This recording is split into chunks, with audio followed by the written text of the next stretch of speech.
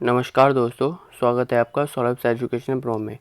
तो आज 29 जुलाई के सेशन में हम जो करंट अफेयर्स हैं उन पे बेस जो एमसीक्यूज़ है 10 मोस्ट इम्पोर्टेंट वो डिस्कस करेंगे। तो चलिए शुरू करते हैं आज का सेशन। ये सेशन आपके आने वाले आगे जो एग्ज़ाम हैं जो भी उनके लिए बहुत इम्पोर्टेंट है, तो इसको मिस मत कीजिए और प्लीज़ सेशन को लाइक कीजिए, शेयर कीजिए और चैनल को सब्सक्राइब कीजिए। चलिए शुरू करते हैं। आज का पहला क्वेश्चन है, which country hosted it's first cricket for social justice and team building meeting. तो सामाजिक न्याय और टीम निर्माण बैठक के लिए किस देश ने सबसे अपने पहले क्रिकेट की मेज़बानी की।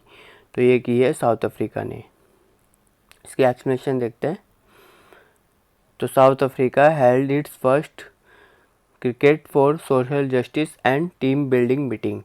The cricket match was held by South Africa on 26 July 2020 and over 30 former cricketers and coaches participated in this game.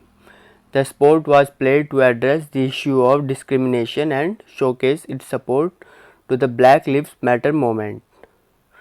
तो इसको हिंदी में भी देख लेते हैं।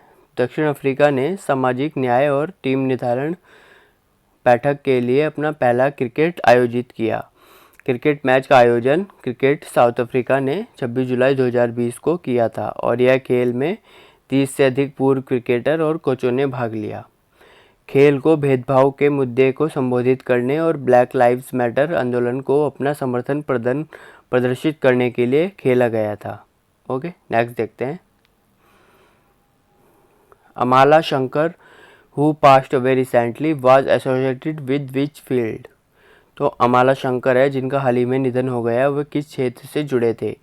तो वे थे एक कोरियोग्राफर। तो इसकी एक्सप्लेनेशन देख लेते हैं। तो अमाला Shankar was a renowned Indian dancer and choreographer.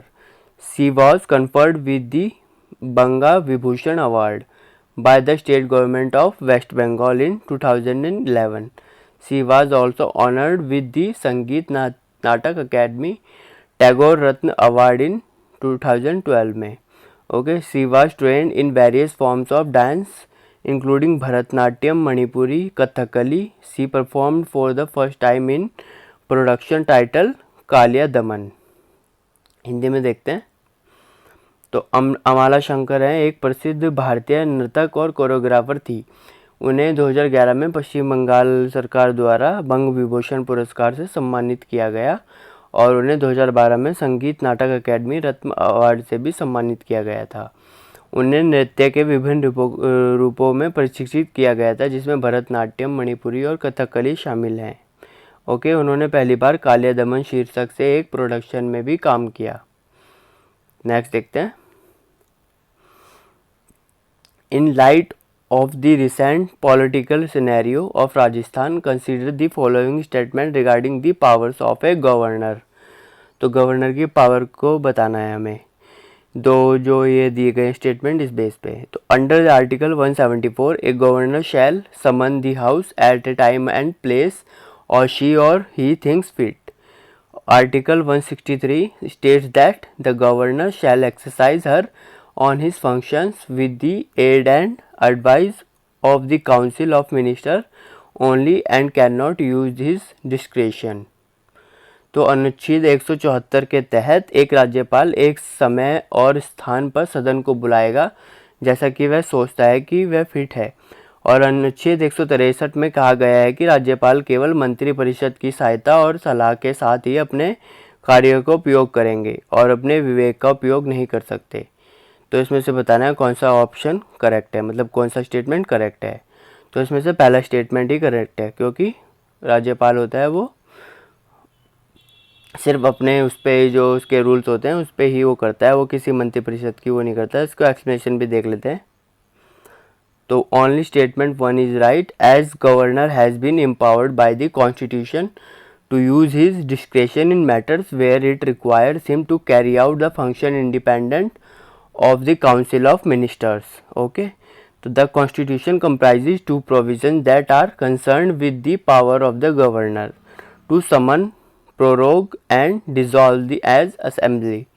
तो केवल एक जो फर्स्ट कथन है वो सत्य है, क्योंकि राज्यपाल को उन मामलों में अपने विवेक का उपयोग करने के लिए संविधान द्वारा अधिकार दिया गया है। ठीक है, जैसे है कि मैंने कहा था कि वो अपने स्वतंत्र रूप से कार्य करता है और किसी मंत्री के उस पर कार्य नहीं करता है। ठीक है, तो संविधान में 2 प्रावधान शामिल हैं जो राज्यपाल की शक्तियों से संबंधित है। एक विधानसभा को बुलाने और विघटित करने और भंग करने के लिए। ठीक है, चलिए नेक्स्ट देखते हैं। Which ministry has launched the Knowledge Resource Center Network KRC net? तो किस मंत्रालय ने ज्ञान संसाधन केंद्र नेटवर्क KRC नेट लॉन्च किया? तो ये किया है मिनिस्ट्री ऑफ अर्थ साइंसेज ने। तो इसकी एक्सप्लेनेशन देखते हैं। The ministry of earth sciences has launch the knowledge resource centre network KRC net. इसकी फुल फॉर्म है, KRC नेट की फुल फॉर्म है knowledge resources centre network, under the digital India initiative of the central government. Under the initiative the traditional libraries of the MOS system will be enhanced and connected and integrated with each other and the KRC net portal. The KRC net portal will serve as a single platform to study the information related to earth sciences. Individuals can access the services and sources at any time of the day through the single point structure. तो पृथ्वी विज्ञान मंत्रालय ने केंद्र सरकार के digital India पहल के तहत knowledge resource centre network KRC net launch किया है। पहल के तहत MOS प्रणाली के प्रारंभिक पुस्तकालयों को बढ़ाया जाएगा और एक दूसरे से KRC, ये K है, H नहीं है, ओके, KRC पोर्टल के साथ जोड़ा जाएगा। ठीक है, KRC पोर्टल में पृथ्वी विज्ञान से संबंधित जानकारी का अध्ययन करने के लिए एक एकल मंच के रूप में काम आएगा। चलिए नेक्स्ट देखते हैं।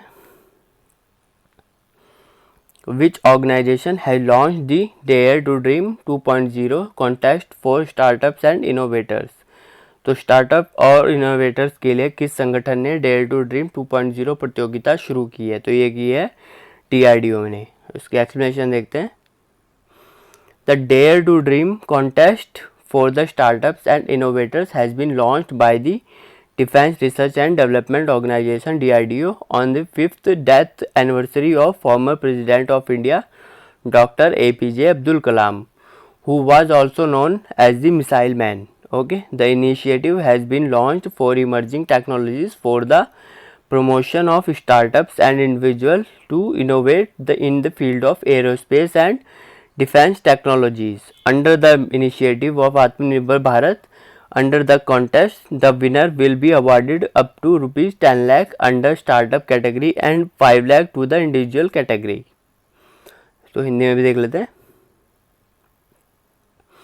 स्टार्टअप और इनोवेटर्स के लिए डेयर टू ड्रीम 2.0 कॉन्टेस्ट को रक्षा अनुसंधान और विकास संगठन DRDO द्वारा भारत के पूर्व राष्ट्रपति डॉक्टर APJ अब्दुल कलाम की 5वीं पुण्यतिथि पर लॉन्च किया गया, जिन्हें मिसाइल मैन के रूप में भी जाना जाता था। तो आत्मनिर्भर भारत की पहल के तहत एरोस्पेस और रक्षा प्रौद्योगिकियों के क्षेत्र में नवाचार करने के लिए स्टार्टअप और व्यक्तियों को बढ़ावा देने के लिए उभरती प्रौद्योगिकी के लिए ये पहल शुरू की गई। तो प्रतियोगिता के तहत विजेताओं को स्टार्टअप के श्रेणी के तहत 10 लाख रुपए और व्यक्तिगत श्रेणी के लिए 5 लाख रुपए का पुरस्कार दिया जाएगा। चलिए नेक्स्ट देखते हैं। Which ministry has launch the app BIS care? तो ये किसने लॉन्च की है? किस मंत्रालय ने ऐप BIS केयर लॉन्च किया है? ये किया है ministry of consumer affairs and food and public distribution. तो इसकी एक्सप्लेनेशन देखते हैं। The ministry of consumer affairs food and public distribution has launch the bureau of Indian standards BIS mobile app, जो BIS केयर है, on 28 July 2020। 3 portals were also launched which relate to conformity assessment, standardization and training of EBIS। तो BIS की full form क्या होती है? Bureau of Indian standards. ये ठीक है। The application help in checking the authenticity of the ISI mark and hallmark products using the application. Hindi में भी देख लेते हैं। तो उपभोक्ता मामलों और खाद्य और सार्वजनिक वितरण मंत्रालय ने 28 जुलाई को bureau of Indian standard mobile app BIS care launch किया है। 3 पोर्टल्स भी लॉन्च किए हैं जो BIS के अनुरूपता मूल्यांकन, मान्यकरण और प्रशिक्षण से संबंधित हैं। ओके, तो एप्लीकेशन का उपयोग करके ISI मार्क और हॉलमार्क उत्पाद की प्रामाणिकता की जांच करने में मदद करेगा ये एप्लीकेशन। चलिए नेक्स्ट देखते हैं। What is the name of the mobile application released by the IMD for relaying weather forecast?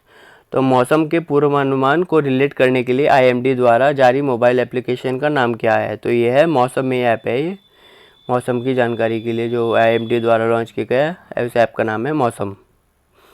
तो recently India government it dedicated mobile based application Mausam which was released by the Indian meteorological department IMD and will relay weather forecast and warnings for multiple cities and locations. The app will provide current weather of a location that will be updated 8 times in a day. Share city-wise forecast for upcoming 7 days. The app has jointly designed and developed by the ICRI SAT, Digital Agriculture and Youth Day team और Indian institute of tropical metrology IITM Pune और Indian meteorological department IMD, इन सब के द्वारा इनको बनाया गया है। तो जो ये सब पढ़ लीजिएगा आप एक बार हिंदी में भी। तो इसका PDF आपको मेरी उसमें टेलीग्राम चैनल पे मिल जाएगा, इसकी लिंक आपको मेरे डिस्क्रिप्शन में मिल जाएगी वीडियो के। फिर नेक्स्ट देखते हैं।